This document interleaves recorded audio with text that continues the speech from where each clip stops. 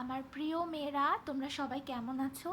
আশা করি তোমরা ঘরেই আছো, সুস্থ আছো। তো আজকের ক্লাসটাতে আমরা দুটো ভাগে ক্লাসটা নেব, কারণ অনেক বড় পার্ট। আমি ভেবেছিলাম যে আজকের ক্লাসটাতেই তোমাদের এই দ্য ওয়েস্টল্যান্ড শেষ করে দিতে পারবো, but I am very sorry, এটা অনেক বড়, তাই দুটো পার্টে শেষ করতে হবে। তো আমরা ফার্স্ট পার্ট সেকেন্ড পার্ট করে পড়ে নেব। তো আজকের আমাদের আলোচনার বিষয়বস্তু হবে হোয়াট দ্য থান্ডার সেইড। আমি যদি একটু রিক্যাপ করি তোমাদের সাথে, তাহলে জিসটা এটা দাঁড়ায় যে ইউরোপিয়ানদের মধ্যে বা ওয়েস্টার্ন যে ওয়ার্ল্ডটা, সেটাকে আমাদের কবি ওয়েস্টল্যান্ড বলেছেন, যে টোটালি ওয়েস্টার্ন। কেন?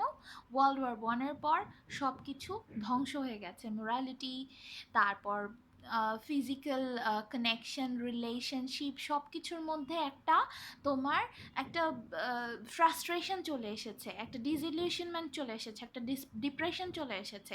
লাইফ নেই কোথাও, ওয়াটারের অভাব। Water is equal to life, life is equal to water. সেই ওয়াটারটাকে আমরা স্পিরিচুয়ালিটি হিসেবেও ধরতে পারি, যে কোথাও কোনো স্পিরিচুয়ালিটির লেশ মাত্র নেই, ওয়াটার শুকিয়ে গেছে, ডেজার্ট হয়ে গেছে। দ্যাটস ওয়াই আমাদের লাস্ট সেকশনে আমাদের কবি আমাদেরকে একটা লাইট অফ হোপ দিয়েছেন, যে আমরা কিভাবে আবার সেই ওয়াটারকে ফিরে পেতে পারি, কিভাবে সেই লাইফকে ফিরে পেতে পারি, কিভাবে সেই স্পিরিচুয়ালিটির দিকে আমরা নিজেদেরকে নিয়ে যেতে পারি। এই সমস্ত কিছু নিয়ে আমাদের লাস্ট সেকশন। ঠিক আছে, তো চলো আমরা একটু পড়ে পড়ে বুঝে যাই। After the torchlight rained on sweaty faces, after the frosty silence in the gardens, after the agony in stony places, the shouting and the crying, prison and palace and reverberation of thunder of spring over distant mountains, he who was living is now dead. We who were living are now dying with a little patience. দেখো, প্রথম শুরু হবে, এটা আমাদের চারটা ভাগ। প্রথম শুরুতেই দেখাবে যে জিজাস ক্রাইস্ট বা যীশু খ্রিস্ট যখন মরে গেলেন, তখন ওনার ডিসাইপলদের বা ওই ভক্তদের কি অবস্থা হয়। উনি যখন জীবিত ছিলেন তখন সব ভক্তের মধ্যে একটা লাইট অফ হোপ ছিল। উনি যখন মরে গেলেন তখন একটা কেওস সৃষ্টি হয়ে গেল, হ্যাঁ, স্বর্গ সৃষ্টি হয়ে গেল। মানুষের মধ্যে ওই লাইট অফ হোপটা নেই, ওয়াটারটা নেই, ওই স্পিরিচুয়ালিটিটা নেই, ওই লাইফটা নেই।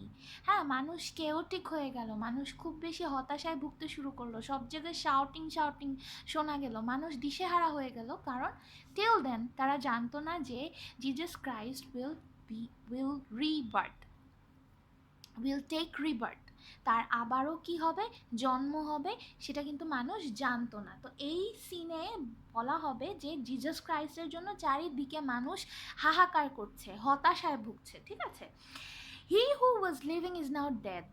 এই হি হচ্ছে Jesus Christ. We who were living are now dying, আমরা যারা বেঁচে ছিলাম এখন মরে যাচ্ছি, তার বিহনে আমরা এখন মরে যাচ্ছি উইথ লিটল পেশেন্স, কিন্তু আস্তে আস্তে মরছি।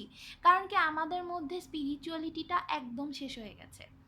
এই জন্য আমরা যে গ্লোরিফাইড মৃত্যুটা, আমাদের জিজাস ক্রাইস্টের মৃত্যুটা কিন্তু খুব গ্লোরিফাইড ছিল। আমাদের মৃত্যুটা সেরকম আর গ্লোরিফাইড নেই, কারণ আমরা ওই পথ থেকে সরে এসেছি। ওনার মৃত্যুর পরবর্তীতেই আমাদের মধ্যে কি হয়েছে, সেই ডিগ্রেডেশনটা ঘটেছে, স্পিরিচুয়ালিটি একদম শেষ হয়ে গেছে, এবং আমরা এখন ওই পথ থেকে ছিটকে এসেছি। তাই আমরাও মরণের দিকে ধাবিত হচ্ছি, কিন্তু খুব আস্তে আস্তে আমাদের মধ্যে সমস্তটা নষ্ট হয়ে যাচ্ছে, পচে যাচ্ছে, আমরা পচতে পচতে মরছি। এই কথাগুলোই আমাদের এই ফার্স্ট কয়েকটা লাইনে বলা হয়েছে। তারপর দেখো, here is no water but only rock, rock and no water and the sandy road. বলছে এখানে কোনো পানি নেই, কোনো জীবন নেই, খালি আছে পাথর। ঠিক আছে, পাথর এবং বালি, ধুলো বালি। The road winding above among the mountains which are mountains of rock without water. হ্যাঁ, পাহাড়ি এলাকা, পাহাড়ি পথ, যেখানে কোনো পানি নেই, কোনো ঝর্ণা নেই, খালি রক অ্যান্ড স্যান্ড, হ্যাঁ, পাথর। If there were water we should stop and drink. যদি এখানে পানি থাকতো তাহলে আমরা কি করতাম, থেমে সেটা পান করতাম। দেখো, it's just an example with the real life of modern people. Modern পিপলের লাইফ নিয়ে ভাবার সময় নেই। আমরা কি করি, ছোটোবেলা থেকে আমরা চলতে শুরু করি একটা র্যাট রেসের মধ্যে আমরা চলতেই থাকি। We don't stop and think about the present stage of our lifes, যে আমরা ভাবি না যে আমাদের লাইফটা কি, আমরা কি দিয়ে তৈরি, আমরা কেন, আগেও বারবার বলেছি আমরা কেন এসেছি, আমাদের পারপাস অফ লাইফটা কি, আমরা কিন্তু একবারের তরেও এটা থেমে একবার চিন্তা করি না। আমরা ছুটতে থাকি ছুটতে থাকি ছুটতে থাকি, আমাদের হাত থেকে সময় চলে যেতে থাকে, এবং যখন আমরা একেবারে শেষ সময় আসি তখন আমাদের রিয়েলাইজেশন হলেও যে স্পিরিচুয়ালিটির দিকে আমাদের কোনো কন্ট্রিবিউশন ছিল না, কিছু করার আর থাকে না। সেটাই বলেছে যে ওয়েস্টল্যান্ডারদের মধ্যে, ওই ওয়েস্টল্যান্ডে কোনো পানি নেই, কোনো স্পিরিচুয়াল ব্যাপার স্যাপার কিচ্ছু নেই, কোনো লাইফ নেই। যদি থাকতো তারা একটু থামতো, থেমে প্রেজেন্ট সম্বন্ধেও তারা একটু চিন্তা করতো। Amongst the rock one cannot stop or think. এই যে রকি যে ওয়ার্ল্ডটা, রকি যে ল্যান্ডটা, পাথর বালির মধ্যে কেউ দাঁড়াতে পারে না, কেউ চিন্তা করতে পারে না। Sweat is dry and feet are in sand. ঘাম শুকিয়ে যাচ্ছে, কারণ ঘাম শুকিয়ে যাচ্ছে আর পা বালুর মধ্যে, এখানে বসে কেউ চিন্তা করতে পারে না। এইটা জাস্ট মডার্ন লাইফের সাথে একটা সম্পর্ক দেখানো হয়েছে যে মডার্ন লাইফের মানুষরা কিন্তু থামে না, তারা সদা চলমান, তারা থেমে চিন্তা করে না তাদের লাইফের পারপাসটা কি, কি হওয়া উচিত, কেন এত ছোটাছুটি, সেটাই বলেছে। Is there only water amongst the rock, dead mountain mouth of curious state that cannot speak. Here one can neither stand nor lie nor sit. বলছে এখানে কেউ বসতে পারছে না, শুতে পারছে না, দাঁড়াতে পারছে না। There is not even silence in the mountains but dry sterile thunder without rain. দেখো পাহাড়ি এলাকায় কিন্তু বজ্রপাত সহ বৃষ্টি হয়, এটাই স্বাভাবিক, কিন্তু এই যে ওয়েস্টল্যান্ড সেখানে খালি বজ্রপাত হয়, কোনো বৃষ্টি হয় না। হ্যাঁ, সেরাইল ল্যান্ড, ইনফার্টাইল ল্যান্ড, এই রকি ল্যান্ড, এখানে কোনো লাইফ নাই। বারবার এটাই বলছে যে এখানে কেউ দাঁড়াতে পারে না, বসতে পারে না, পানি নাই যেখানে, সেখানে দাঁড়াবে কি, বসবে কি, আর শোবে কি। আচ্ছা, there is not even solitude in the mountains but red sullen faces sneer and snarl from doors of mud cracked houses. বলছে এখানে কোনো সলিটিউড নাই, নির্জনতা নাই, খালি আছে কতগুলো বিরক্ত গোমরা মুখ, হ্যাঁ, যাদের মধ্যে স্পিরিচুয়ালিটি নাই, যাদের মধ্যে সহমর্মিতা নাই, কাইন্ডনেস নাই, কম্প্যাশন নাই, তাদেরকে কতগুলো ধিক্কার দেওয়ার জন্য, হ্যাঁ, গালাগালি করার জন্য, হ্যাঁ, কিটকিট করার জন্য কতগুলো মানুষ বের হচ্ছে, জানে এরকম একটা জায়গা ওয়েস্টল্যান্ড। ঠিক আছে, if there were water and no rock, if there were rock and also water, and water, a spring, a pool among the rock, if there were the sound of water only, not the cicada and dry grass singing, but sound of water over a rock, where the hermit thrush sings in the pine trees, drip drop drip drop drop drop, but there is no water. বলছে যে পানি যদি থাকতো এখানে, পানির মধ্যে বা জঙ্গলের মধ্যে সবুজ, পানির সাথে সাথে কি থাকবে, সবুজ থাকবে, সবুজ থাকলে সেখানে পোকামাকড় থাকবে, প্রাকৃতিক ইনসেক্টস থাকবে, কীট পতঙ্গগুলো থাকবে, সেগুলো কিছুই নেই। হার্মিট থ্রাশ মানে হচ্ছে এক ধরনের পোকা, হ্যাঁ, যেটা আসে পাইন ট্রি, পাইন হচ্ছে এক ধরনের গাছ, হ্যাঁ, বৃক্ষ টাইপের, ওয়ান টাইপ অফ ট্রি। এই পাইন ট্রিতে সিকাডা থাকতো, ওই ইনসেক্টসগুলো থাকতো, পানি থাকলে এই সমস্ত লাইফ থাকতো। মানে এখানে একটা লাইফের ইমেজ দেখানো হয়েছে যে যেহেতু এটা রকি ল্যান্ড, এটা একটা ধূসর মরুভূমির মতোই, এখানে কোনো লাইফ নাই। যদি ওয়াটারি ল্যান্ড হতো তাহলে এখানে সব কিছু সবুজে ঘেরা থাকতো, সবুজ ইনসেক্টস থাকতো, পানি থাকতো, একটা খাল থাকতে পারতো। তার মানে কি, ওয়েস্টল্যান্ডারদের মধ্যে সমস্তটা ডেজার্ট হয়ে গেছে, কোনো কিচ্ছু নাই, তারা খালি ছুটছে, তারা থেমে চিন্তা করতে পারছে না that what's the purpose of life, what they should do, why they are running after money, why they're running after work, why they are so busy all the time. এগুলো থামার চিন্তা করার সময় নেই তাদের, তাদের কোনো লাইফ নাই, a life without any purpose। ঠিক আছে, এটাই বলেছে। Who is the third who walks always beside you? When I count, there are only you and I together. But when I look ahead up the white road, there is always another one walking beside you, gliding wrapped in a brown mantle hooded. I do not know whether a man or a woman, but who is that on the other side of you? এখানে আবার ঘটনা turn করে speaker বলছে যে আমাদের দুজনের সাথে আরেকটা যে শ্যাডো মতো, ওটা কে? আমি তো বারবার কাউন্ট করছি আমাদের দুজনকে, আরেকজনকে আমি কেন দেখতে পাচ্ছি? একটা মনে হয় যেন একটা বড় আলখাল্লা পরা, একটা বাদামি আলখাল্লা পরা, সে মানে পুরুষ না মহিলা আমি তো কিছুই বুঝতে পারছি না, কিন্তু আমার সবসময় মনে হচ্ছে আমাদের পেছন পেছন যেন কেউ আসছে। এই ঘটনাটা একটা অ্যালিউজিভ ঘটনা, তোমরা এভাবে নিতে পারো যে জিজাস ক্রাইস্ট যখন মারা গেছে, তার ডিসাইপলরা যখন যাত্রা করছিলেন, সবসময় তো যাত্রার মধ্যেই থাকতেন, সেই যাত্রার মধ্যে জিজাস ক্রাইস্ট মারা যাওয়া অবস্থায়ও কিন্তু তাদের মধ্যে বিদ্যমান ছিল, এবং তার ডিসাইপলরা সেটা ফিল করতে পারতো that our Jesus Christ somehow আমাদের সাথে আছে। এটাকে অনেকটা এভাবেও নিতে পারো যে আমাদের সাথে সাথে কি good vibes, positive vibes, negative vibes দুটো কিন্তু যায়। তুমি কোনটাকে অ্যাট্রাক্ট করবে, দ্যাটস আপ টু ইউ। পজিটিভিটিও আমাদের সাথে সাথে যায়, নেগেটিভিটিও আমাদের সাথে সাথে যায়। তোমার কি করতে হবে, পজিটিভিটিটা নেবে নাকি নেগেটিভিটিটা নেবে, সেটা তোমার ডিসিশন। এখানে ওইটাই দেখানো হয়েছে যে বিমূর্ত, হ্যাঁ মৃত, এখানে কোনো বডি নেই, তারপরও মনে হচ্ছে আমার সাথে সাথে যেন একজন যাচ্ছে।